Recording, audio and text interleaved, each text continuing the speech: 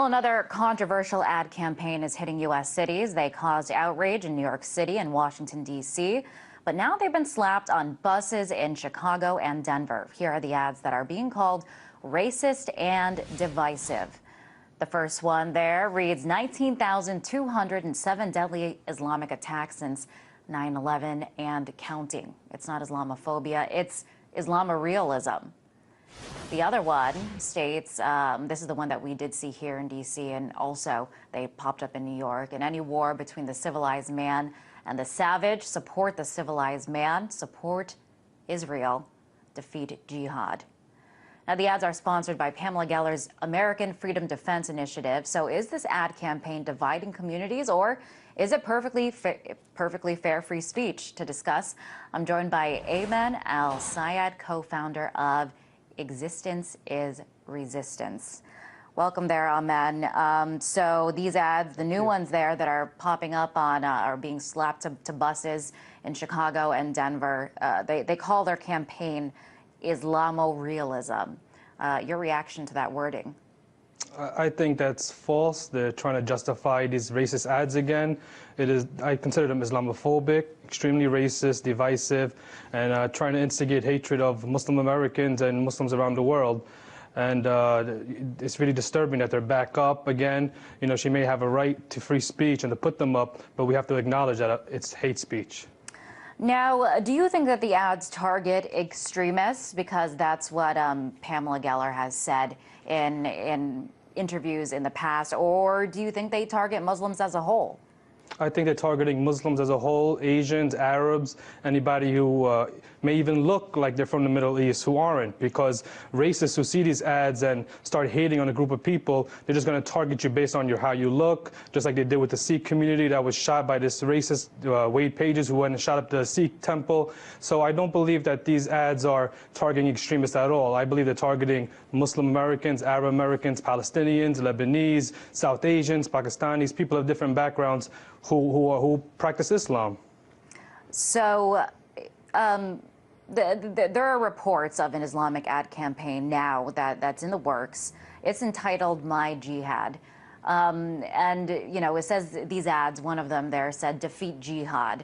What does that mean to you? I know the literal translation means struggle. What does that mean to you?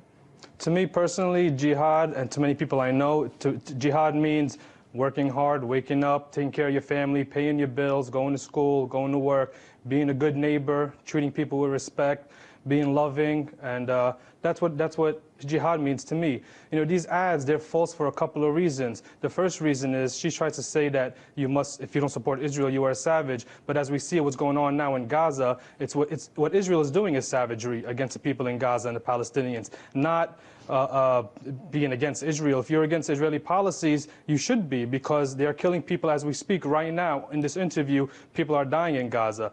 There's nothing civilized about bombing homes and hospitals and schools and occupying a whole people. She's trying to tell us that it's civilized to support apartheid against the Palestinians. That's what these ads are basically about, to justify Israeli colonialism against the Palestinian people. And we want to say that that's wrong, that that's savagery, what's going on against the Palestinians. I know that on the flip side, what they are going to say that it's also savagery to be hurling rockets into Israel.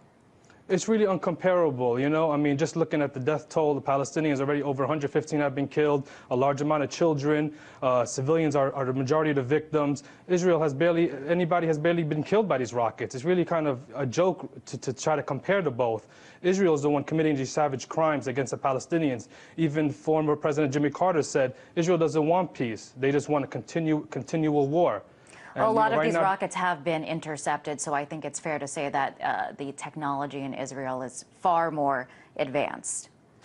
Yes, definitely. The technology is far more advanced, and Israel is the one that instigated all of this in the first place, not the Palestinians, not the rockets from Hamas. Israel has been continuing to build settlements, continuing to occupy Palestinian land, continuing to kill people every day. We might not hear it on the media, but every day somebody is killed, shot, jailed, young kids in jail. So, you know, the media tries to portray it as it all started with Hamas rockets. That's totally false. It did not start with that. It started with Israel being the aggressor, continuing its policy of apartheid and colonialism terrorism against the Palestinian people, and that has to end. For there to be any real settlement, an end to the violence, Israel has to be put in its place and told by the UN and the United States to stop the occupation, stop killing people, stop firing missiles, because there's nothing civilized about that at all. Okay. Since 9/11, it appears that, or we've seen a lot more reports of hate crimes. And would you say that these ads feed into Islamophobia, excuse me? And as a member of the Muslim community, what's your take on that? That's the reason I'm against the ads. You know, I believe in freedom of speech, but I'm going to say these ads are hate speech. Just the NYPD today, along with the FBI, just mentioned that they're getting together with the hate crime task force to investigate a possible serial killer in Brooklyn murdering Middle Eastern shop owners. 3 Middle Eastern shop owners have been shot to death in Brooklyn, one on Flatbush Avenue, one in Bensonhurst, and one in Bay Ridge.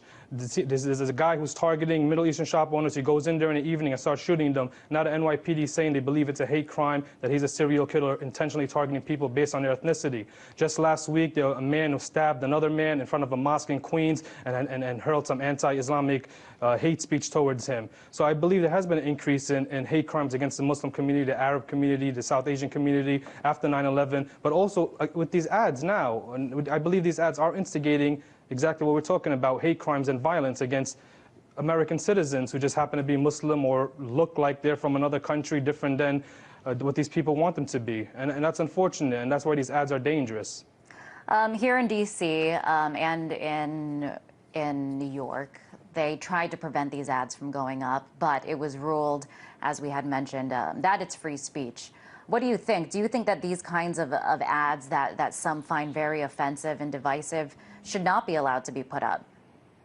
You know, that's a debate that's going to, go on for a long time. I want to say clearly that I believe it is hate speech.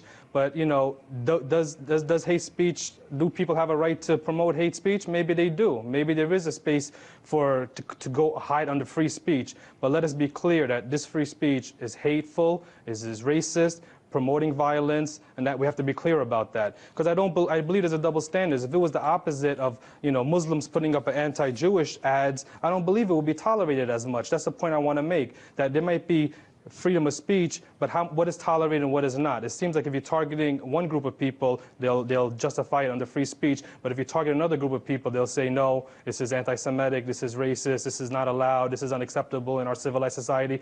I just want them to say the same when it comes to hatred against all people, not just against one group of people. There should be that if there's hatred against anybody, we should speak out against it and say that, just like there's been ads that are countering these ads, one by rabbis for human rights and the other by a Christian group called Sojourners. They've been putting up these ads saying, love thy Muslim neighbors, and the choice between hatred and love, choose love. And, and I believe that's been an appropriate response to these racist ads. But I want to be clear that she's trying to say that if you don't support Israel, then you're a savage. But as we see right now happening in Gaza, it's totally false. If you support Israel, you are supporting savagery. Okay.